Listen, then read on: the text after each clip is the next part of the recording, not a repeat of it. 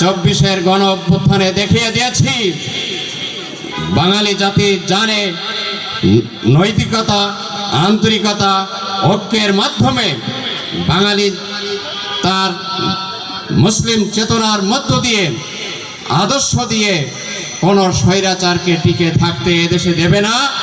ভবিষ্যতেও কোনো দেশ এই দেশকে আর কোনো স্বৈরাচারের হাতে ছেড়ে দেওয়া হবে না।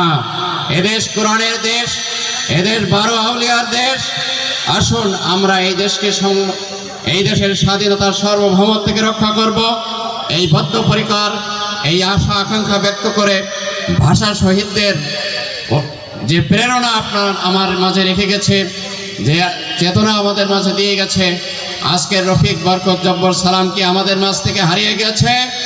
না। এই জন্য আমি মহাগ্রন্থ আল কোরআনের আয়াত তিলাওয়াত করেছিলাম সূরা আল বাকারার। বলো হে রাসূল, তারা কখনো মরে না যারা ইসলামের জন্য, দেশের স্বাধীনতার জন্য জীবন দিয়ে প্রমাণ করতে পারে।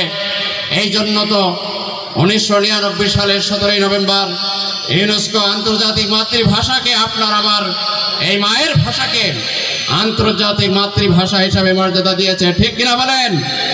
আমরা সেই ভাষার অপমর্যাদা হতে দিতে পারি না। কোনো শহীদদের মাজারে ফুল দিয়ে ভাষার সৈনিকদের শ্রদ্ধা জানিয়ে লাভ হবে না, যতদিন না পর্যন্ত 90% জনের দেশে, মুসলমানের দেশে ইসলামের তরিকায় আল্লাহ রাসূলের শেখানো আদর্শ অনুপাতে শহীদদের স্মরণ না করা হবে।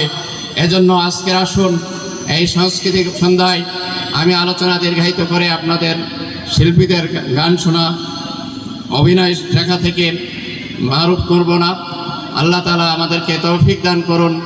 এদেশকে, এদেশের মানুষকে আল্লাহ এবং আল্লাহ রাসূলের রঙে রাঙিয়ে ইসলামী সংস্কৃতিতে উদ্বুদ্ধ হয়ে আগামী দেশ পরিচালনার ভার যেন আল্লাহ তাআলা আল্লাহর কোরআন প্রেমিকদের হাতে দেন।